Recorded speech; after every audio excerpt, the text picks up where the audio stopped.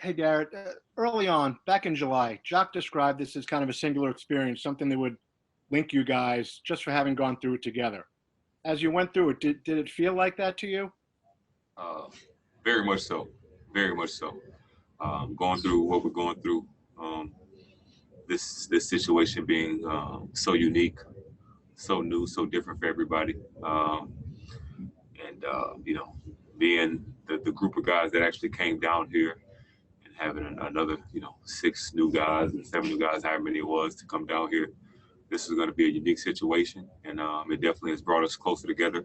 We're gonna. This is something that we're gonna remember for the rest of our lives, that we did, and we did it together. So uh, that's definitely something that has has happened, and like I said, we're gonna cherish this time for the rest of our lives. Greg? Garrett, Jacques was talking earlier about how there's a lot of uncertainty going into this next season. And then you throw in all the personnel changes you guys are going to have with KD and Kyrie coming back, plus all the other guys who couldn't play here in the bubble.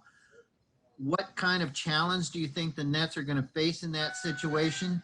And how much do you also think that it might help just in terms of consistency to keep Jacques in the mix? Sorry. Yeah, it's definitely going to be a lot different. The team is going to be different than it was here in the bubble. Obviously, like you said, so many people coming back, um, and in terms of having JB, I think that would make it a little more consistent. Obviously, he was with us at the end of the regular season before the pandemic hit. He's a face that people know. The guys that will be coming back have played for him. Obviously, being an assistant for the last 3 or 4 years here. Um, so it's going to be interesting. I'm definitely a fan of JB. Definitely a big fan of him. What he was able to do with us here in the bubble has been tremendous. But also just his demeanor, the way he's able to communicate. He's shown that he deserves to be a head coach in this league. So um, it's going to be interesting. Who knows what's going to happen? But like I said, I'm a big fan of him, and I personally hope to be back here next year as well. Jonathan, Scott, in person? So much has happened here in the bubble, and as the journey comes to an end, we're asking players for their last word. So, what are your last words on this bubble experience? Last words would be, it was something that I'm glad it happened. I'm glad we were able to continue to play basketball, but most importantly, continue to push the message for social justice. First time guys have ever worn these messages on their jerseys for that I know of, especially for this amount of time. And the main thing that we were trying to do here was push that message, as well as play a game that we love. That's our job. So I'm happy we're able to push that message, continue to push that message, and hopefully this spurs even more action in the future. Alex? Hey Garrett, I want to quickly, by the way, wish you nothing but the best with the little guy coming in a few weeks, since we won't talk to you for a while. I got two for you. This season started in China with everything that happened there, and then all the injuries you guys had, the Kenny leaving, the pandemic, the social justice stuff. I'm just curious, how would you remember your first year as a Net, just based on everything that's happened, and with you being in the NBPA, I guess, how would you feel about starting next season in a bubble like Michelle has talked about with that potentially being on the table? Yeah, first of all, appreciate that, Alex. The well wishes. The long question. I'm gonna answer what I remember. It was an interesting 2020. I think for everybody, very interesting 2020. For just people on Earth in general. Obviously, for Americans, for Black Americans, for the Black community in America, and then add on to that basketball players. Obviously, here for the Nets, the tragic passing of Kobe.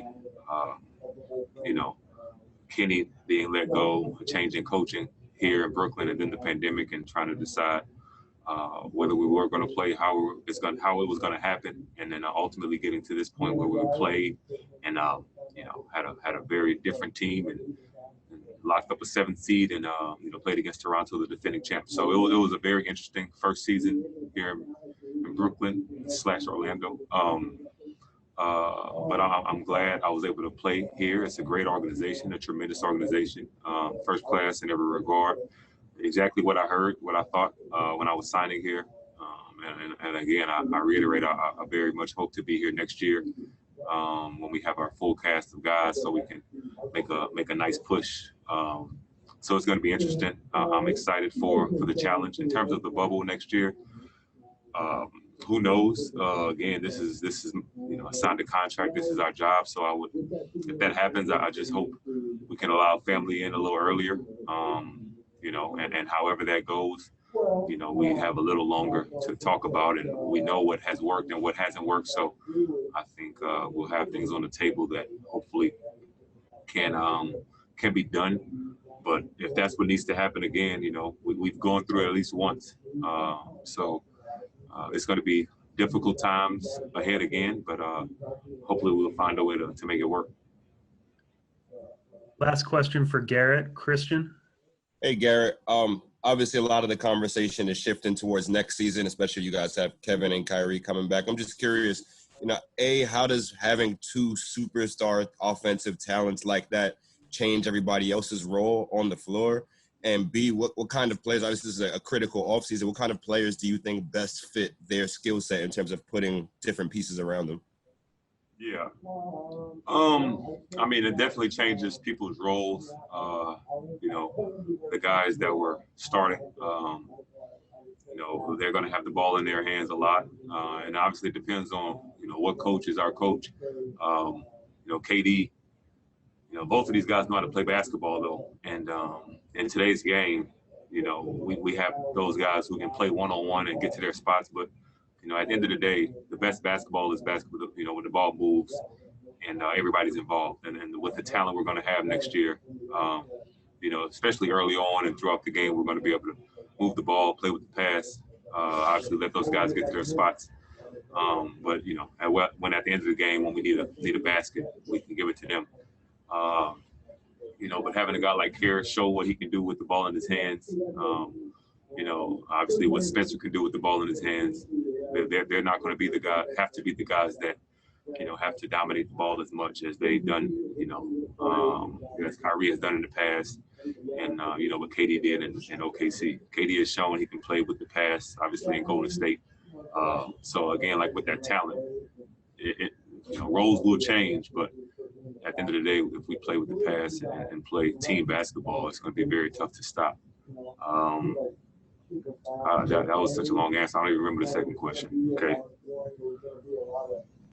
No, I was just saying what type of player you think complements their play style best? Oh, I think the guys that we have here complement their play style.